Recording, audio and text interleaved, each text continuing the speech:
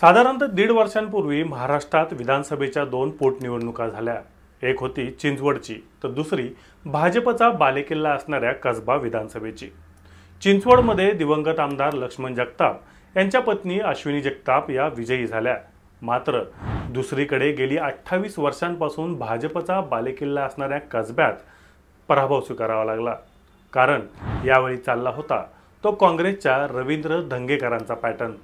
भाजपच्या पराभवाची आणि काँग्रेसच्या विजयाची संपूर्ण राज्यात चर्चा झाली। मात्र नुकत्याच झालेल्या लोकसभा निवडणुकीत आपल्याच मतदारसंघात रवींद्र धंगेकर यांना लीड राखता आला नाही। त्यामुळे होऊ घातलेल्या विधानसभा निवडणुकीत धंगेकरांचा पॅटर्न चालणार की भाजपचा उमेदवार त्यांना आसमान दाखवणार हे या व्हिडिओच्या माध्यमातून आपण जाणून घेणार आहोत। नमस्कार, मी विरेश आणि तुम्ही पाहताय पुणे लोकलची स्पेशल सिरीज पुणेरी राजकारण। कसबा विधानसभा पुणे शहराचा मध्यवर्ती भाग असणाऱ्या या मतदारसंघाला मोठा ऐतिहासिक वारसा आहे। छत्रपती शिवाजी महाराज यांचं बालपण गेलेला लाल महाल, पेशवाईची आठवण असणारा शनिवारवाडा, ग्रामदैवत कसबा गणपती ते जगभरातील लाखो भक्तांचे श्रद्धास्थान असणारा श्रीमंत दगडूशेठ हलवाई गणपती याच भागामध्ये येतो। शेकडो ऐतिहासिक ठिकाणं या मतदारसंघात येतात। गेली 28 वर्षांपासून कसब्यात भाजपचीच हवा राहिलेली आहे। दिवंगत खासदार गिरीश बापट हे कसब्यातून 6 टर्म आमदार राहिले होते। 2019 साली भाजपच्याच मुक्ता टिळक येथून विजयी झाल्या। मात्र टिळक यांच्या अकाली निधनाने झालेल्या पोटनिवडणुकीत काँग्रेसकडून लढलेल्या रवींद्र धंगेकर यांनी भाजपचे हेमंत रासने यांचा पराभव केला। या पराभवानंतर धंगेकर यांच्या करिश्म्यामुळे हा विजय झाल्याची चर्चा महाराष्ट्रभर रंगली। मात्र एक मुद्दा आपण लक्षात घ्यायला हवा, हा महाविकास आघाडीचा राज्यातील पहिला विजय होता। याची काही कारण आहेत जे मी तुम्हाला सांगणार आहे। त्यातील पहिलं कारण म्हणजे शिवसेना फुटल्यानंतर चिन्ह आणि पक्ष नाव हे मुख्यमंत्री एकनाथ शिंदे यांच्याकडे गेलं होतं। त्यामुळे शिवसैनिकांमध्ये मोठी नाराजी पसरली होती।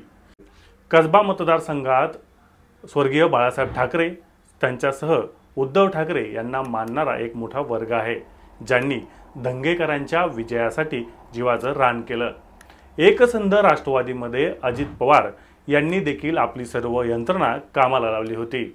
मनसेने भाजपला पाठिंबा दिला।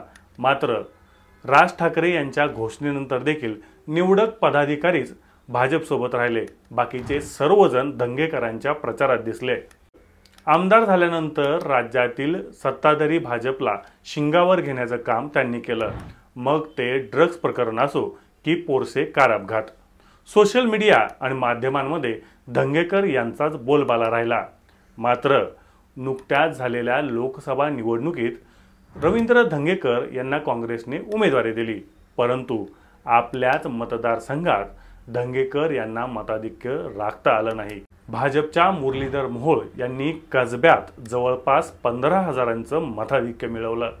आमदार झाल्यापासून मतदारसंघातील कामांपेक्षा शहरात प्रसिद्धी झोतात राहिल्याचा फटका धंगेकर यांना बसल्याची चर्चा यावेळी रंगली। मुरलीधर मोहोळ यांची प्रतिमा, भाजपचं संघटन आणि पोटनिवडणुकीतून धडा घेत भाजपने कसब्यात पुन्हा एकदा आपले स्थान बळकट केल्याचा फायदा झाला। भाजपने पोटनिवडणुकीत पराभव होऊन देखील हेमंत रासने यांच्यावर विश्वास दाखवत कसब्याच्या निवडणूक प्रमुख पदाची जबाबदारी सोपवली।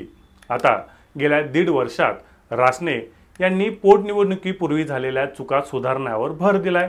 प्रत्येक प्रभागामध्ये जनसंपर्क कार्यालयाच्या माध्यमातून ते दैनंदिनपणे नागरिकांच्या छोट्या मोठ्या समस्या सोडवण्याचं काम करतायत। विविध कार्यक्रमांच्या माध्यमातून देखील ते नागरिकांशी संपर्क वाढवण्यास यशस्वी ठरले आहेत। दुसरीकडे भाजपचे शहराध्यक्ष धीरज घाटे देखील कसब्यातूनच नगरसेवक आहेत, त्यामुळे त्याचा देखील फायदा भाजपला झाल्याचं दिसून आलं। उलट पक्षी रवींद्र धंगेकर यांचा विचार केल्यास गेल्या 1.5 वर्षामध्ये ते स्वप्रतिमेतच अडकल्याचा आरोप हे स्वतः काँग्रेसमधीलच काही नेते करतायत। त्यामुळे रवींद्र धंगेकर यांच्या विरोधात काँग्रेसमधील एक मोठा गट सक्रिय झालाय। त्यामुळेच त्यांच्या उमेदवारीला देखील विरोध केला जातोय। सोबतीला असणाऱ्या ठाकरे सेनेकडून मतदारसंघावर आता दावा केला जातोय। गेल्या 1.5 वर्षात शिवसैनिकांना विश्वासात न घेतल्याने त्यांची देखील धंगेकरांवर नाराजी दिसून येते। तर मतदारसंघात विशेष कामे न करता आल्याने धंगेकर यांच्यावर जनतेची काहीशी नाराजी दिसून आली। कसब्यातील ही सर्व परिस्थिती पाहता यंदाची निवडणूक दंगेकर यांच्यासाठी सोपी नसल्याचं चित्र आहे। आता भाजपकडून कोणाला उमेदवारी दिली जाणार हे देखील महत्त्वाचं आहे। आता ही झाली आम्ही मांडलेली बाजू, मात्र तुम्हाला काय वाटतं की कसब्यामध्ये पुन्हा एकदा दंगेकरांचा करिश्मा चालणार की भाजप त्यांना आसमान दाखवणार? हे कमेंट करून नक्की सांगा।